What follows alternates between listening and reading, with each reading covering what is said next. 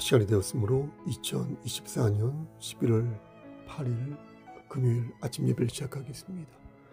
다 같이 주의 기도로 시작합니다. 하늘에 계신 우리 아버지여, 이름이 거룩히 여김을 받으시오며 나라가 임하옵시며 뜻이 하늘에서 이루어진 것 같이 땅에서도 이루어지이다. 오늘날 우리에게 일용할 양식을 주시옵고 우리가 우리에게 죄진 자를 사하여 준 것 같이 우리의 죄를 사하여 주시옵고 우리를 시험에 들게 하지 마시옵고 다만 악에서 구하옵소서. 나라와 권세와 영광이 아버지께 영원히 있사옵나이다. 아멘. 거룩하시고 자비로우신 하나님 아버지, 하나님의 크신 사랑을 진심으로 감사드립니다. 오늘도 우리에게 새로운 하루를 허락하셔서 예배로 하루를 열 수 있도록 혹은 예배 드릴 수 있도록 허락하여 주시는 애 감사합니다. 하나님, 어제 하루를 돌아볼 때에 우리가 여러 죄를 지었습니다. 우리의 마음속에 교만함이 있었고 우상을 숭배하였으며 향락할 수 있을 때 향락하겠다라는 마음을 가지고 죄를 지었습니다. 하나님, 우리의 죄를 주님의 보혈로 씻어주시고 이 시간 정결한 마음으로 하나님께 예배드릴 수 있도록 우리의 마음을 주장하여 주시옵소서. 하나님, 이 시간 바라는 것이 있는데 우리 교회가 구원의 방주로서의 역할을 잘 감당하기를 소원합니다. 깨어 기도할 수 있도록 하시고 말씀 볼 수 있도록 하시고 늘 성령 충만한 자 되어 하나님을 기쁘시게 하는 이 제단 될 수 있도록 도와주시옵소서.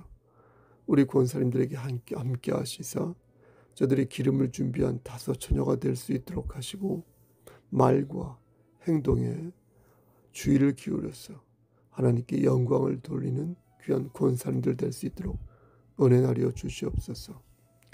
우리 집사님들에게도 함께 하시사 예수 그리스도의 마음을 품어서 예수를 닮아가는 그리스도인 될 수 있도록 하시고 우리 청년과 학생과 주일학교 어린이들에게 함께 하시사 역시 영육의 강건함을 허락하셔서 21세기의 기술로 모자람이 없도록 저들의 삶을 선도하여 주시옵소서.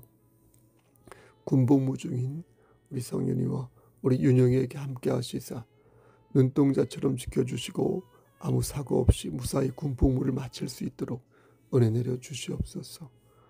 하나님, 이 시간 간절히 바라고 하는 것은 심신이 연약한 우리의 지체들을 찾아가 주셔서 여호와 라파 되신 하나님께서 저들의 질병을 치료하여 주시고 여호와 살룸 되신 하나님께서 세상에 줄 수 없는 그리스도의 평강을 저들에게 안겨주시기를 소원합니다. 여호와 니시 되신 하나님께서 저들의 삶을 주장하여 주시사 저들이 이기는 자가 될 수 있도록 저들이 승리하는 자가 될 수 있도록 은총 베풀어 주시옵소서. 모든 말씀 예수 그리스도인 받들어 감사하며 기도드렸사옵나이다. 아멘. 하나님 말씀 보겠습니다. 사도행전 3장 1절에서 10절 말씀입니다. 사도행전 3장 1절에서 10절 말씀입니다. 신약성경 제 성경으로 190쪽입니다. 1절 봉독합니다. 제9시 기도 시간에 베드로와 요한이 성전에 올라갈새 나면서 못 걷게 된 이를 사람들이 메고 오니 이는 성전에 들어가는 사람들에게 구걸하기 위하여 날마다 미문이라는 성전 문에 두는 자라. 그가 베드로와 요한이 성전에 들어가려 함을 보고 구걸하거늘 베드로가 요한과 더불어 주목하여 이르되 우리를 보라 하니 그가 그들에게서 무엇을 얻을까 하여 바라보거늘 베드로가 이르되 은과 금은 내게 없거니와 내게 있는 이것을 내게 주노니 나사렛 예수 그리스도의 이름으로 일어나 걸으라 하고 오른손을 잡아 일으키니 발과 발목이 곧 힘을 얻고 뛰어서서 걸으며 그들과 함께 성전으로 들어가면서 걷기도 하고 뛰기도 하며 하나님을 찬송하니 모든 백성이 그 걷는 것과 하나님을 찬송함을 보고 그가 본래 성전 미문에 앉아 구걸하던 사람인 줄 알고 그에게 일어난 일로 인하여 심히 놀랍게 여기며 놀라니라. 아멘. 하나님 이 말씀을 들어 사용하여 주시옵소서. 예수님 이름으로 기도드렸사옵나이다. 아멘. 여러분들도 아시다시피 저는 지난 추석 때, 정확히 말씀 추석 전날이죠, 산에서 내려오다가 다리를 다쳤습니다. 9월 16일 월요일 1시경 충남에 있는 광덕산에서 내려오다가 그만 미끄러지고 말아 왼쪽 복사뼈를 다쳤습니다. 복사뼈 안과 밖이 있는데 안과 밖의 뼈가 부러졌고요. 뒤쪽 인대가 끊어졌습니다. 제가 소리를 들었습니다.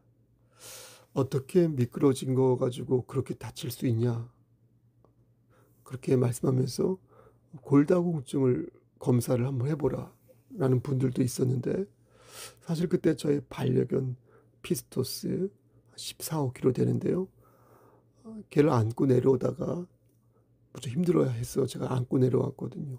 미끄러지고 말아 그 녀석의 15kg, 또 제 무게가 67, 8, 합산하여 약 83kg 정도의 그 무게로 그대로 주저앉았기에 뼈가 동강나고 만 것입니다. 목발을 짚고 이곳저곳을 다니면서 하도 물어보는 분들이 많아서 저는 앞에서 지금 방금 말씀드린 거 있죠? 발목이 부러진 그 경위를 아주 빠른 속도로 30초 안에 말할 수 있게 되었습니다. 어떤 때는 묻지도 않은 말까지 하게 될 때가 있는데, 그건 발목 안쪽에 나사가 박혀 있고 바깥은 철판을 깔았으며 뒤쪽은 여전히 당겨서 확 젖히면 금방이라도 끊어질 것 같다는 그런 얘기입니다. 이 말을 하고 나면 사람들은 이렇게 미간을 찌푸리면서 어쩔 줄 몰라 하는데요. 그럼 저는 그 표정을 읽으면서 고마운 마음과 함께 한편으로는 사실 이 고통과 불편함을 겪어보지 않고는 모를 거예요, 이렇게 하다가, 그럼 나는 다른 사람의 고통을 다 겪어보았는지 저 스스로에게 물으면서 저 자신에게 참 잘난 척하기는 하고 말하면 콧방귀를 뀌는 것입니다.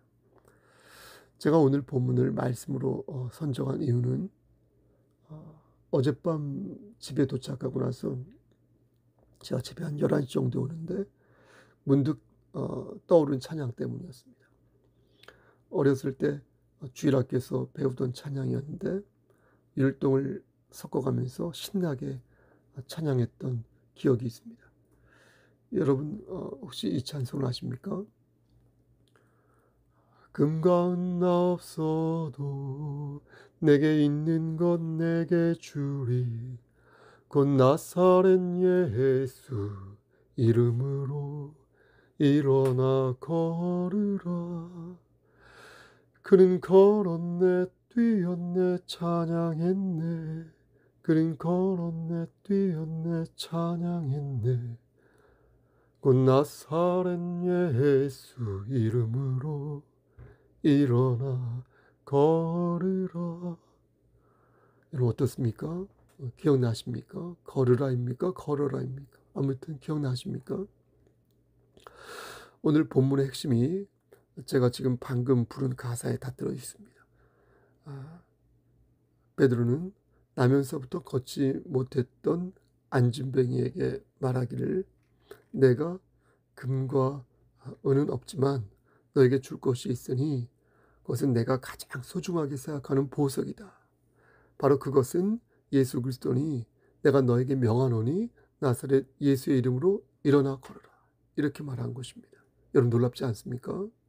저는 이 말씀을 읽을 때마다 베드로와 요한의 그 대범함에 놀랍니다. 저들은 무슨 확신으로 그렇게 외쳤을까? 물론 성공했으니까 말씀에 기록됐겠지만 어떻게 저렇게 담대하게 외칠 수 있을까 하는 그 존경하는 마음이 생기는 것입니다. 제가 요양원에서 축도를 마치고 주일 예배 끝나고 3시에 가지 않습니까? 그 요양원에서 축도를 마치고 이렇게 어르신들에게 안수 기도를 하는데요, 가끔 제 마음속으로 휠체어에 앉은 그 어르신들을 일으키고 싶을 때가 있습니다. 그러나 그 마음을 성령님이 주셨다고 생각하지 않기에 한 번도 그렇게 한 적은 없습니다. 그러나 만약 그런 마음을 성령님께서 주셨다면 나도 베드로와 요한처럼 그렇게 해야 할까 싶은 것입니다. 솔직히 말씀드리면 그렇게 할 수 없을 것 같습니다. 대부분 거기에 계신 분들이 파킨슨병을 앓고 계시고 치매 어르신들이고 치매를 앓고 있는, 또 연세가 90을 바라보는 분들이 적지 않은데 혹시라도 넘어지면 어떻게 합니까? 아니면 나사렛 예수의 이름으로 일어나라고 했는데 일어나지 않고 멀뚱멀뚱 저를 응시하기만 하면 무척 남사스러울 것 같습니다. 혹시 오해하지 마시기 바랍니다. 하나님의 긍휼과 역사하심을 제가 못 믿겠다는 게 아니라 하나님께서는 충분히 말씀으로 당신님의 살아계심을 보여주고 계시기에 저는 하나님께서 기적이 일어날 필요가 없다라고 생각하신 게 아닌가 싶은 것입니다. 만약 제가 나사렛 예수 그리스도의 이름으로 일어나십시오 라고 기도했는데 정말 그렇게 일어나고 만다면 저는 제 자신을 잘 알기 때문에 무척 아마도 교만한 아주 건방진 그런 사람이 되어가지고요, 이리 뛰고 저리 뛰고 할 것입니다. 물론 하나님의 역사하심을 함부로 해석하거나 오해해서는 아니 되겠지만 어쨌든 오늘 본문을 읽으면 베드로와 요한의 그 믿음과 대범함에 저는 여지없이 놀라는 것입니다. 이 부분을 조금만 더 구체적으로 살펴보겠습니다. 베드로와 요한이 기도를 하러 성전에 올라갔죠. 그랬을 때 말씀드린 것처럼 나이 때부터 걷지 못하는 사람이 미문에서 구걸을 하는 것을 그들이 보게 됩니다. 근데 여러분 4절 말씀을 보시겠습니까? 아마도 베드로와 요한이 이때 그 안진뱅이에게 측은지심 같은 마음이 들었던 것 같습니다. 그냥 지나칠 수도 있었는데 베드로와 요한은 그에게 하나님의 긍휼하심을 베풀어야겠다라고 생각한 것입니다. 성령님이 주신 마음이죠. 근데 4절 말씀을 자세히 보면 베드로와 요한이 그를 일으키기 전에 어떤 행동을 하였던 것을 보게 됩니다. 4절 말씀 중반에 보면 베드로와 요한이 그를 주목하면서 우리를 보라 이렇게 말한 것입니다. 이건 이제부터 내가 놀라운 기적을 보일 터이니까 나의 퍼포먼스를 보라, 기대하라 이런 게 아닙니다.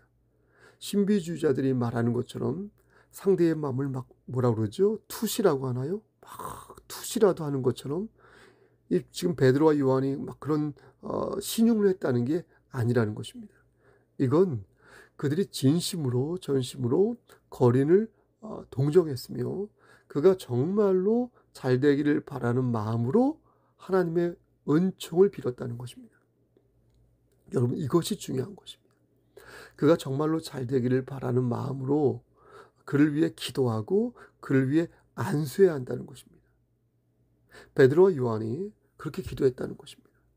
그럼 그 뒤에 벌어지는 일은 사실 하나님이 하실 일이니 베드로와 요한은 어떻습니까? 그 이후의 일은 관여할 필요가 없고 그것에 대해서 어떤 코멘터리를 할 필요도 없는 것입니다.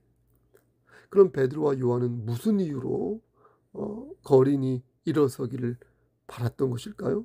여러분 이게 오늘 본문의 핵심이 되겠습니다. 베드로와 요한이 정말로 그에게 주고 싶었던 것은 그가 두 다리로 일어나 걷는 게 아니었습니다. 물론 그것도 그에게 큰 기쁨이요 큰 선물이긴 하지만 베드로와 요한이 정말로 그에게 주고 싶었던 것은 따로 있었던 것입니다. 그 베드로와 요한이 자기 두 다리를 준 건 아니지 않습니까? 정말로 베드로와 요한이 정말로 그 거린에게 주고 싶었던 것은 따로 있었다.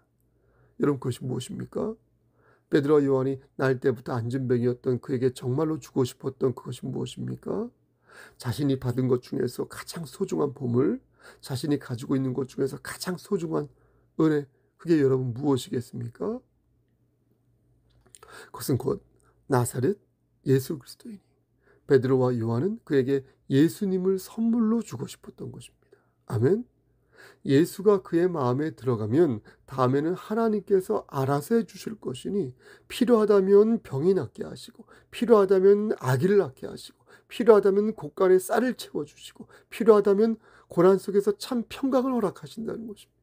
우리의 기도를 들어주신다는 것입니다. 필요하다. 베드로와 요한은 그것을 알았던 것이고 믿었던 것이고 깨달은 것이고, 그래서 그의 손을 잡고 그가 일어서기를 담대히 소원하였던 것입니다. 여러분, 그러자 어떻게 되었습니까? 그는 걸었고 뛰었으며 찬양했습니다. 여러분, 놀랍지 않습니까? 그런데 여러분, 저는 이 대목이 너무도 놀라운 것입니다. 제가 다리를 다치고 나서 제가 처음 다쳐보거든요. 한 달 10일 만에 제가 깁스를 풀었는데 지금 재활 중인데, 저의 왼쪽 종아리 근육이 모두 빠진 걸 보고요, 야, 이 정도까지 되었나 라며 놀랐습니다. 여러분, 종아리뿐만 아니라 허벅지도 그렇고요, 근육이 다 빠졌습니다. 정상이 아니었습니다. 그런데 그는 날 때부터 안진병이었거든요. 그러면 그의 다리에 근육이 있었겠습니까? 여러분, 그의 인대가 길었겠습니까? 상당히 짧아 있었을 것입니다.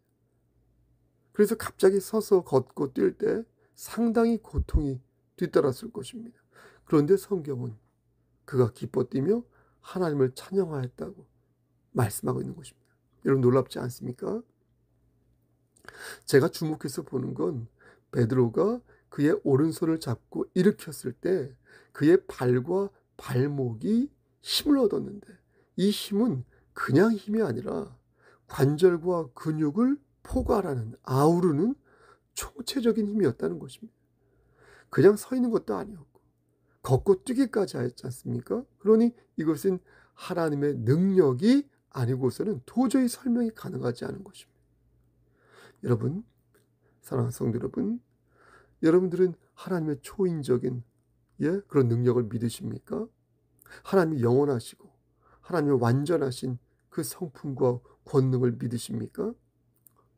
그렇다면 오늘 본문을 들어 역사하시는 성령 하나님의 음성을 들으시기를 바랍니다. 베드로와 요한은 자신이 가진 것 중에서 가장 소중한 것을 그에게 전했습니다. 선물했습니다. 그것은 우리 주 예수 그리스도이니 이것은 하나님의 사랑과 자비를 집대성한 결정체요 완전체이니 그들은 그것을 그에게 전파한 것입니다. 그럼 예수님은 사라지고 없는 것일까요? 자기가 가지고 있는 선물을 그에게 주었으니까 베드로와 요한은 이제 선물이 없는 것일까요?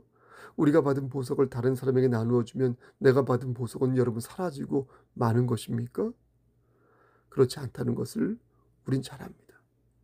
그런데도 불구하고 우리는 우리가 받은 보석을 세상 사람들에게 주려 하지 않습니다. 마치 예수 그리스도를 한결 갓난아기를 이렇게 싸매듯 가리고 또 가리니까 도무지 사람들에게 예수라는 보석을 전할 생각을 아예 하지 않는 것입니다. 사랑하는 우리 송석교회 성도 여러분, 사도들이 소유한 최고의 보물은 우리 주 예수 그리스도라는 사실을 믿으시기를 축원합니다. 그들은 이 예수 그리스도를 소유하기 위해서 거린이 구하던 은과 금을 배설물로 여겼습니다. 배설물. 사람들은 안진뱅이가 기뻐 뛰며 하나님을 찬양하는 것을 보고 정말로 기이 여겼습니다. 하지만 그들은 사도들이 은과 금을 배설물로 여기는 것도 기이하게 보았을 것입니다. 그러나 정말로 기이한 것이 무엇입니까? 여러분, 정말로 이상한 것이 무엇입니까? 세상이 줄 수 없는 평강을 가지고 있음에도 불구하고 여전히 이맛살을 찌푸리며 불평과 불만을 늘어놓는 그리스도인의 모습이 정말로 이상하고 기이하지 않습니까?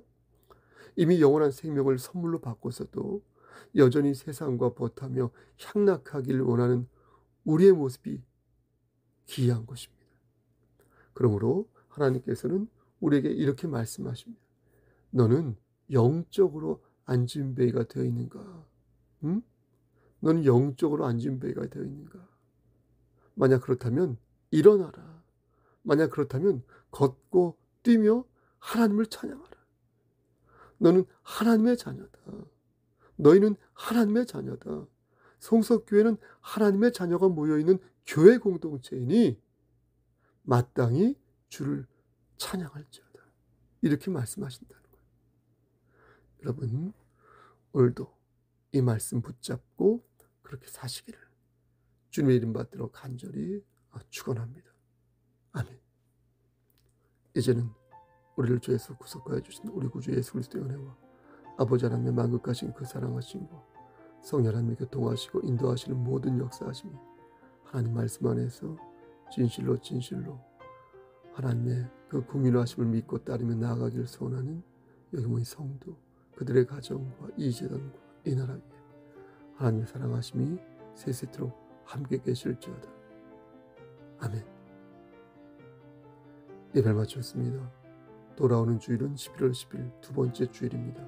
그리고 11월 셋째 주 11월 17일은 추수감사주일입니다. 그날을 꼭 기억하시기를 바라겠습니다. 여러분 무슨 있으면 놔주시고요. 주일날 뵙겠습니다. 샬롬.